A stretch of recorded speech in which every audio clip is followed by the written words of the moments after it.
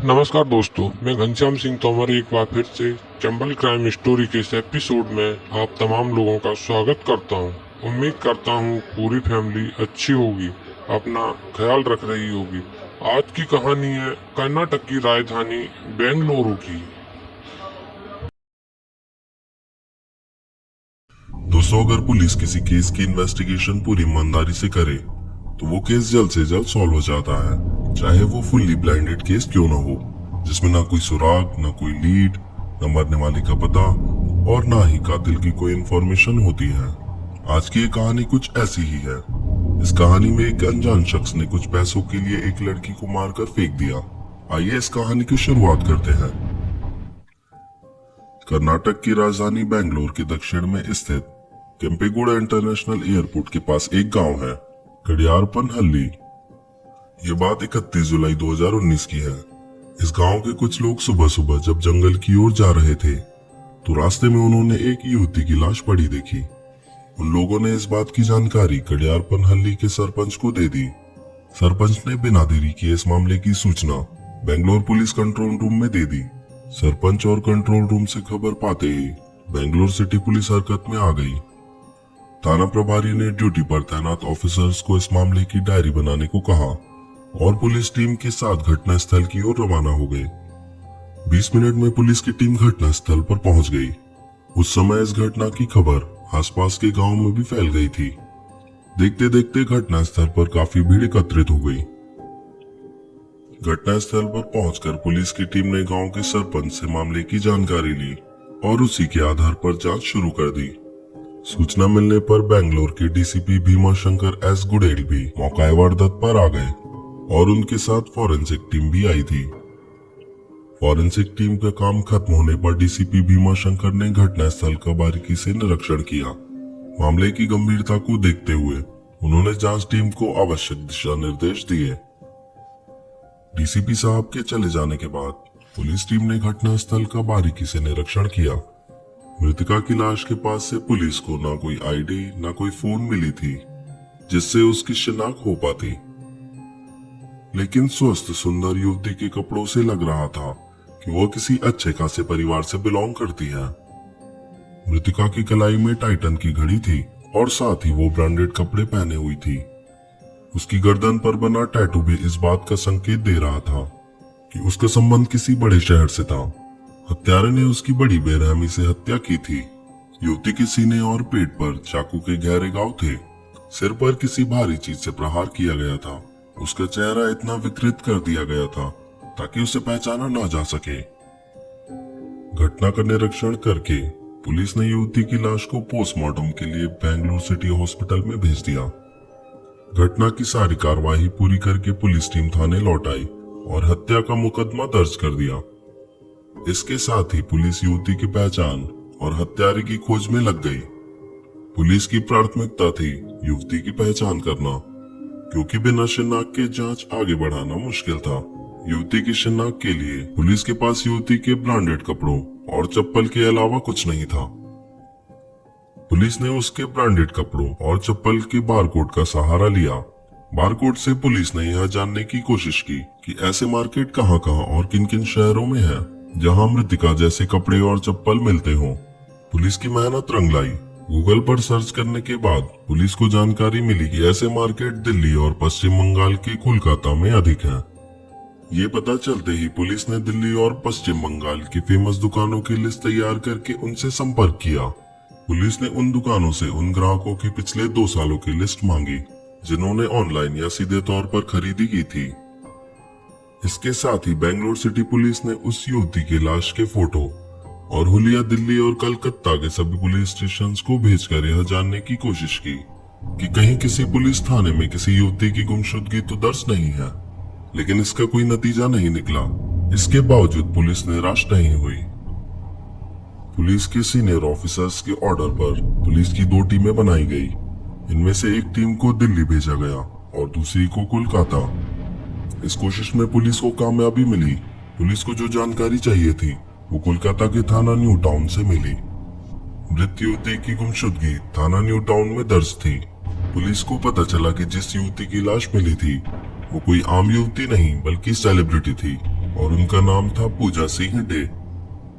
वो entertainment channel star plus के serial दिया और बाती हम का एक महत्वपूर्ण हिस्सा थी। उन्होंने और भी कई धारावाहिकों में महत्वपूर्ण भूमिका निभाई थी। साथ ही वह एक इवेंट मैनेजमेंट कंपनी की फ्रीलांस मॉडल भी थी। पूजा सिंह अपने पति सुदीप डे के साथ कोलकाता के न्यू टाउन में रहती थी। बेंगलोर पुलिस को एड्रेस मिल गया तो वह सुदीप डे के घर पहुंच गई। पता चला कि सुदीप डे और पूजा सिंह ने लव मैरिज की थी। सुदीप डे ने बताया कि 29 जुलाई 2019 को इवेंट मैनेजमेंट कंपनी के बुलावे पर उनके एक प्रोग्राम में हिस्सा लेने बेंगलोर गई थी। उसे 31 जुलाई की सुबह फ्लाइट लेकर कोलकाता आना था।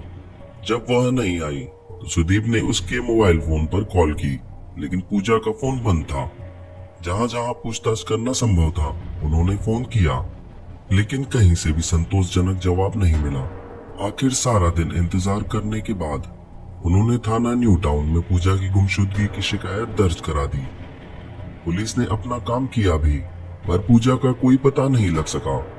वो खुद भी रिश्तेदारों और दोस्तों से बात करके पूजा का पता लगाते रहे। इस बीच सुदीप के मोबाइल पर एक चौंका देने वाला मैसेज आया। मैसेज पूजा सिंह के फोन से ही किया गया था। मैसेज में लिखा था कि वह हैदराबाद में है और पैसे के लिए परेशान है। इस मैसेज में एक बैंक अकाउंट नंबर देकर उसमें 5 लाख रुपए डालने को कहा गया था। ये बात सुदीप डे को हजम नहीं हुई, क्योंकि यह संभव नहीं था कि पूजा सिंह पैसे के लिए परेशान हो, और अगर ऐसा होता भी तो वह अपने पति से सीधे बात कर सकती थी। जिस तरह टूटी फूटी इंग्लिश में मैसेज था वो भी गले उतरने वाला नहीं था, क्योंकि पूजा की इंग्लिश पर अच्छी पकड़ थी। मतलब साफ था, पूजा का मोबाइल किसी गलत व्यक्ति के हाथों में पड़ गया था। इससे भी इम्पोर्टेंट बात यह थी कि हैदराबाद में पूजा का कोई प्रोग्राम था ही नहीं। सुदीप ने पुलिस हेल्पलाइन से बैंक अकाउंट नंबर पता लगाने की रिक्वेस्ट की तो पता चला कि वह अकाउंट नंबर बेंगलोर के किसी नागेश नाम के व्यक्ति का था और पूरी तरह फ्रॉड था। सुदीप से मिली जानकारी से पुलिस की जांच को दिशा मिल गई। सुदीप डे को साथ लेकर पुलिस टीम बेंगलोर लौट आई। रितिका की शिननाक के बाद पूजा सिंह की लाश सुदीप को सौंप दी गई। दूसरी ओर पुलिस ने नागेश का बायोडाटा एकत्रित करना शुरू किया। पूजा सिंह के फोन की कॉल डिटेल से नागेश का फोन नंबर का पता चल गया। कुछ जानकारियां उसके बैंक अकाउंट से भी मिल गई। नागेश के मोबाइल की लोकेशन के सहारे 10 अगस्त 2019 को उसे टैक्सी स्टैंड से गिरफ्तार कर लिया गया। वो टैक्सी ड्राइवर था। इस मामले में उससे पूछताछ डीसीपी भीमा शंकर एस गुडेल ने खुद की। शुरू में तो नागेश ने इमोशनल ड्रामा करके डीसीपी साहब को घुमाने की कोशिश की, लेकिन जब पुलिस ने अपने हथकंडे अपनाए तो वह मुंह खोलने को मजबूर हो गया। अंततः उसने अपना अपराध स्वीकार कर लिया। उसने टीवी एक्ट्रेस पूजा सिंह की हत्या की जो कहानी बताई वह कुछ इस तरह थी। साधारण परिवार का 22 वर्षीय एचएम नागेश बेंगलोर के संजीवनी नगर हैगन हल्ली का रहने वाला था। माता पिता की गरीबी की वजह से उसने बचपन से ही काफी कष्ट उठाए थे। महत्वाकांक्षी स्वभाव के नागेश ने बड़ी मुश्किल से 10वीं पास की थी। जवान होते ही उसने टैक्सी चलाने का काम शुरू कर दिया था। नागेश की शादी हो चुकी थी और उसके 2 बच्चे भी थे। घर परिवार को चलाने की पूरी जिम्मेदारी उसी के कंधों पर थी। शुरू में काफी दिनों तक नागेश ने किराए की टैक्सी चलाई। बाद में उसने यार दोस्तों की मदद और बैंक से लोन लेकर खुद की एक टैक्सी खरीद ली, जिसे उसने ओला कैब में लगा दिया था। लेकिन इससे भी नागेश को ज्यादा कमाई नहीं होती थी, बस जैसे तैसे काम चल जाता था। जिन दिनों उसकी मुलाकात टीवी स्टार पूजा सिंह से हुई, उस दिन वह आर्थिक रूप से काफी परेशान था। दरअसल उसे हर हफ्ते बैंक को किस्त देनी होती थी, लेकिन उसकी टैक्सी के 2 हफ्ते बिना पेमेंट के छूट गए थे। 2 किस्तें भरने के लिए बैंक ने लेटर भेजा था। 29 जुलाई 2019 को पूजा सिंह जब इवेंट मैनेजमेंट के प्रोग्राम के लिए बेंगलोर आई तो उसने एयरपोर्ट से नागेश की ओला कैब हायर की। पूजा उसकी कैब से वरपन्न की अग्रहारा लॉज गई थी। उसके बाद व्यवहार से पूजा सिंह कुछ इस तरह प्रभावित हुई कि उन्होंने नागेश को अपने पूरे प्रोग्राम में साथ रखने का फैसला कर लिया। होटल में फ्रेश होने के बाद पूजा अपने कार्यक्रम के लिए निकली तो रात लगभग 12 बजे के आसपास वापस लौटी। नागेश को किराया देने के लिए पूजा सिंह ने अपना पर्स खोला और किराए के अलावा उसे अच्छी टिप दी। 31 जुलाई 2019 की सुबह 4:30 बजे पूजा को कोलकाता वापस लौटना था। इसके लिए उन्हें फ्लाइट पकड़नी थी, इसलिए उन्होंने नागेश को 3:30 बजे एयरपोर्ट छोड़ने के लिए कहा। इसके लिए नागेश ने पूजा सिंह से 1200 रुपए मांगे, जिसे उन्होंने खुशी खुशी मान लिया। नागेश पूजा सिंह के व्यवहार से खुश था, लेकिन होनी को कौन रोक सकता था। क्योंकि सुबह 3 बजे नागेश को जल्दी आकर पूजा सिंह को एयरपोर्ट छोड़ना था, इसलिए घर न जाकर उसने टैक्सी होटल परिसर में ही पार्क कर दी और टैक्सी की सीट लंबी करके सोने की कोशिश करने लगा। लेकिन दिमागी परेशानी ने उसे आराम करने नहीं दिया। उसे बैंक की 3 हफ्ते की किस्तें देनी थी। उसे घर की खर्चे और बैंक की किस्तों की चिंता खाए जा रही थी। पूजा ने नागेश को जब किराया और टिप दी थी तो उसकी नजर नोटों से भरे पूजा के पर्स पर चली गई थी। जब उसके दिमाग में कई तरह के सवाल आ रहे थे, तब बार बार उसकी आंखों के सामने पूजा सिंह का पर्स भी लहरा रहा था। ये सब सोचते सोचते नागेश के मन में एक खतरनाक योजना बन गई और उसने उस पर अमल करने का फैसला कर लिया। पूजा सिंह को लूटकर वह अपनी परेशानियों से पीछा छुड़ाना चाहता था। उसने सोचा कि पूजा दूसरे शहर की रहने वाली है, किसी को पता नहीं चलेगा। मन ही मन योजना बनाते बनाते उसे नींद आ गई। उसकी नींद तब टूटी जब होटल स्टाफ का एक व्यक्ति पूजा सिंह का सामान लेकर उसके पास आया। टैक्सी में सामान रखवाने के बाद नागेश ने तरोताजा होने के लिए अपने पानी की बोतल लेकर मुंह पर छींटे मारे। पूजा सिंह आ गई तो उन्हें लेकर वह एयरपोर्ट की तरफ चल दिया। जितनी तेजी से उसकी टैक्सी भाग रही थी, उतनी ही तेजी से उसका दिमाग चल रहा था। काम में व्यस्त रहने के कारण पूजा ठीक से सो नहीं पाई थी, जिसकी वजह से उसे कैब में बैठे बैठे ही नींद आ गई। पूजा को नींद में देखकर नागेश के मन का शैतान रौद्र रूप लेने लगा। उसने टैक्सी का रुख सुनसान एरिया की तरफ मोड़ दिया। पूजा सिंह की नींद खुली तो कैब के आसपास सन्नाटा देखकर वह घबरा गई। टैक्सी रुकवाकर वह नागेश से कुछ बात कर पाती, इससे पहले ही नागेश ने जैक रॉड से पूजा सिंह के सर पर वार कर दिया, जिससे वह बेहोश होकर गिर गई।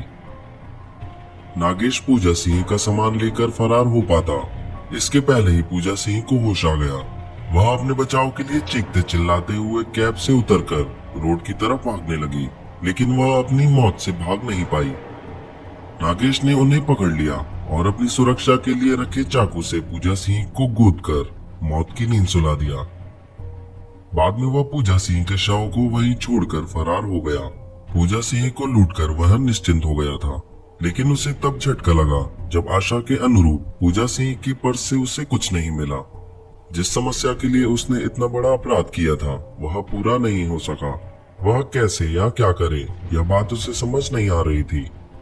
तभी पूजा सिंह का मोबाइल उसके लिए एक रोशनी की किरण बना।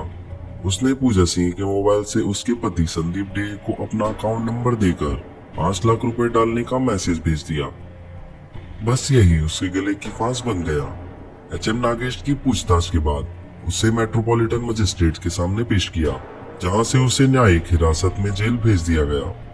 पुलिस ने उसकी निशानदेही पर हत्या में इस्तेमाल चाकू, जैक रॉड और टैक्सी पहले ही बरामद कर ली थी। न जाने आज के युवाओं को क्या हो गया है, वह किसी भी समस्या के लिए अपराध करना क्यों सही समझते हैं। दोस्तों, क्राइम मिस्ट्री चैनल की तरफ से आपसे सिर्फ एक ही गुजारिश है कि अपनों और अपनों का ख्याल रखें, हमेशा सावधान रहें।